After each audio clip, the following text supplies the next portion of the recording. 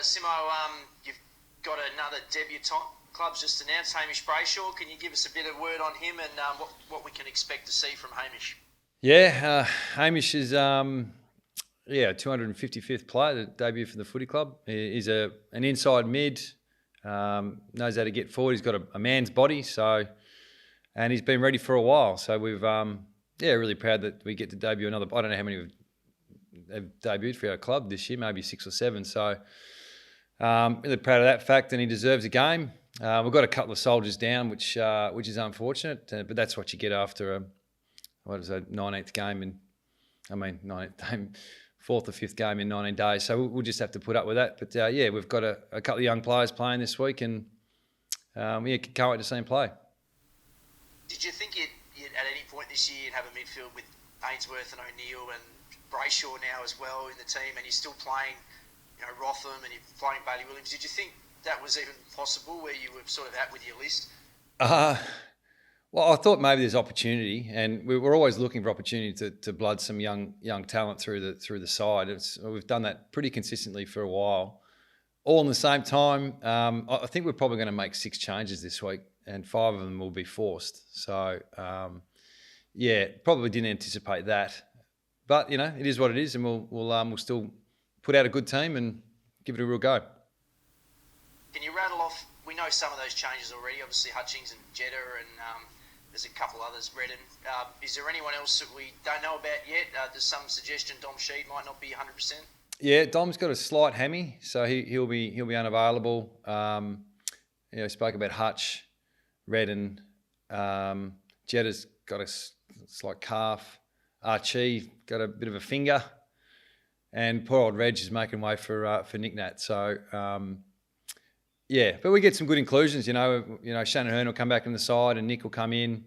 Jack Petruccelli will be available, and there's a couple of other guys there we'll have to run through the midfield as well. So, opportunities the way we're looking at it.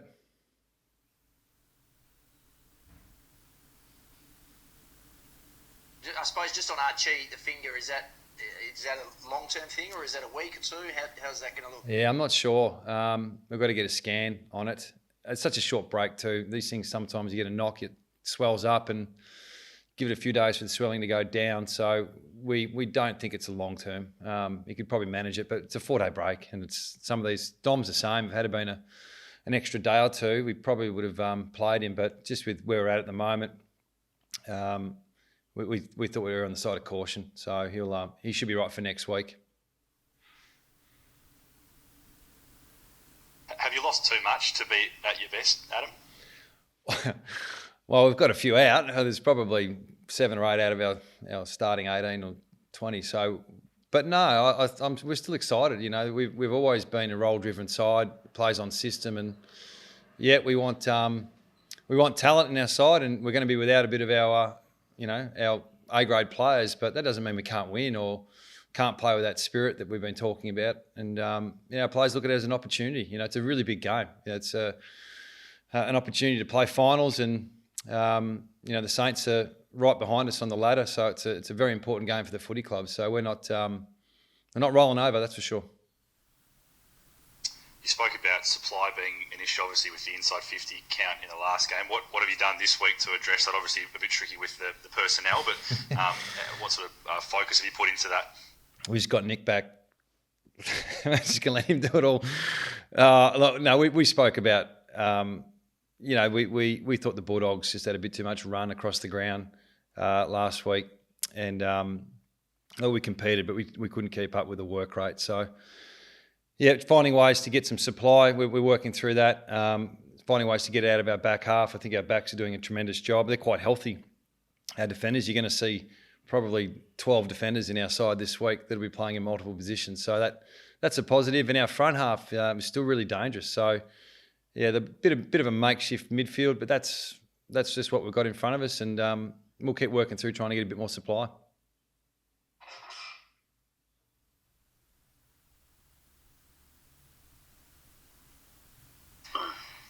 Simo, you mentioned Nick Nat and the makeshift midfields. How much work can they get in working with Mick? I mean, Duggan wouldn't have done a lot of stuff, or does he do a lot of stuff behind the scenes to, work with Nick Nat? Same Nelson if he moves through the midfield? Yeah, we actually haven't had a training session since we've been in Queensland. Unfortunately, we just haven't had the time with a 4-day, 5-day, 5-day, and 4-day. So we've had a captain's run where it's just a kick and giggle really. So we've got some players who we think have got the maturity to adapt to second role. We have a program in place that we carry out throughout pre-season and about your second role education. So we're just going to lean on that. Duggo played as a midfielder in under 18s, so he can draw back on that experience. He started in the midfield too. He's playing his 100th this week, which is fantastic for a 23-year-old to get to 100 games. Premiership player, so we'll need him. He'll step up, no doubt. So yeah, a lot of it's probably in the classroom really, and execution. We we haven't got a lot of evidence, but we can go with the confidence that they at least know what they're doing.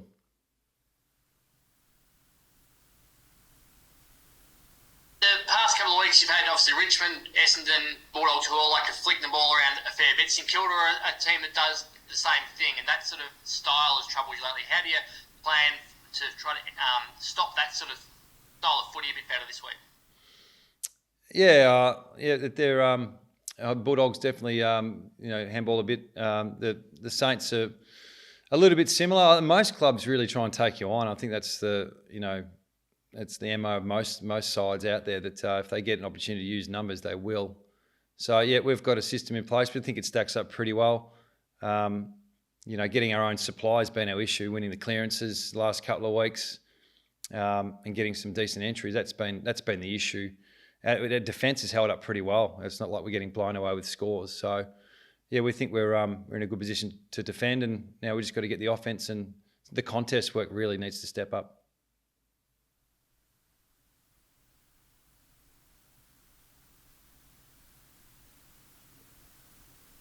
Numbers came out this week, Adam. Today, sorry, with the membership figures. You're the highest in the league, and you lay claims of being the biggest club in the AFL now. Well, I think we always thought that, didn't we? Anyone who lives over in the West, I think, has that general feel. I've converted a number of years ago, so it probably just backs up all our thoughts over here that we are the biggest club in the country. So you can't deny it now with our members. So it's gone up 13% this year, which is just with what's going on and the commitment to our members and supporters to supporting our club.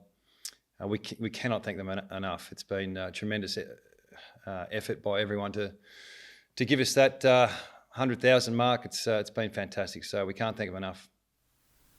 Hey, Simo, do you still get shocked by the? Sorry, Josh. Do you still get shocked by the size of the supporter base? I know you've been around West Coast for a long time now, but coming from Victoria where there's 10 clubs and North always had a tough time building supporters, do you still get surprised by, you see numbers like that and think, far out, this is a huge monster? Not really. I mean, I've been living it for 7 years. I think when I got here, our members were around about 56 to 58,000, and I remember getting here thinking, geez, Freo, right up there, they were around 54 sort of thing. So I thought it was a quite even town when I arrived. The work that the club's done hopefully provided the members with some entertainment as well as some good access. And the new stadium has probably lifted everyone. Both clubs in the West have benefited from a stadium that holds 60,000. It's a privilege to play in front of that crowd. So, look, no, I'm not surprised. I'm really proud of what they've done. I think our players have contributed to giving our members some entertainment as well. You touched on it before, but what does it tell you? What does it tell you about, I guess, your fans, given the financial struggles that people are going through, and the fact that you obviously haven't had as many home games as well, so a lot of times fans are watching on the couch too.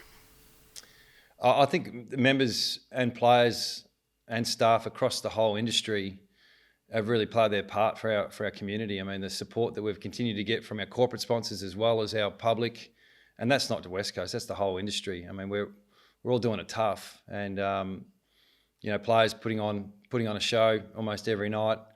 The sacrifice they're made with their salaries, they're playing for half their pay.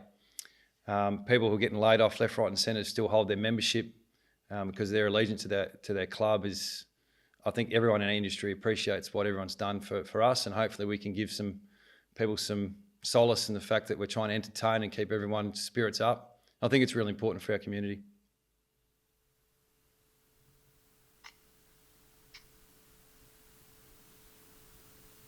And I'm sorry if this has been asked. My screen's frozen a couple of times here. The fixture announcement yesterday and your ability to get home. What's your knowledge at the moment about your quarantine issues, getting home, getting back if you have to play an away final? Do you know what the government's going to do for you yet? No, I don't. I know that I think we're going back. So hopefully it's to prepare for finals. I think we still need to jag a game or two to qualify. So we're heading back, I think the day after we play North, which is great. It's a Thursday night game from what I've been told. And I don't know how long we need to quarantine at home. But it'd be good to get back to our own families and, reconnect. And hopefully it's a final series, maybe at home, maybe away, but, we'll take anything at the moment.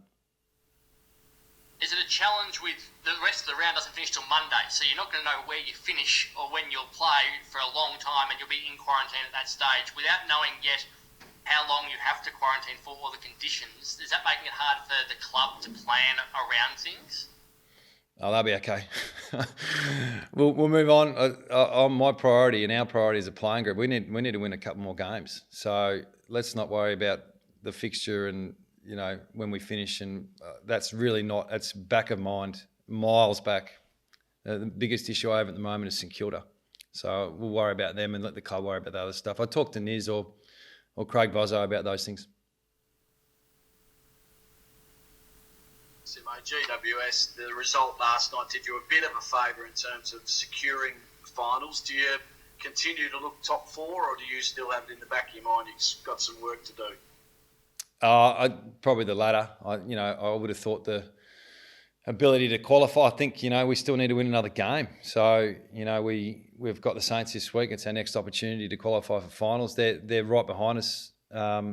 So we drop this one, and definitely top four's out of contention. We win it, and we're still in the hunt. Is the way we look at it. So yeah, it's actually quite exciting. The 17 rounds probably just there's so much weight on every game. And that started a bit earlier. It started about 5 or 6 weeks ago. So, yeah, it's been a bit nerve-wracking watching footy on TV every night, starting to barrack for sides, which I don't normally do, but there's nothing wrong with doing that, is there? And how do you handle Ryder and Marshall as a ruck combination with Nick and his backup? Yeah, we'll work through that. I mean, we've got... I've given enough probably information on the side, at least give you something to look at this afternoon. So we've got Nick back. He's fresh. He's ready to go.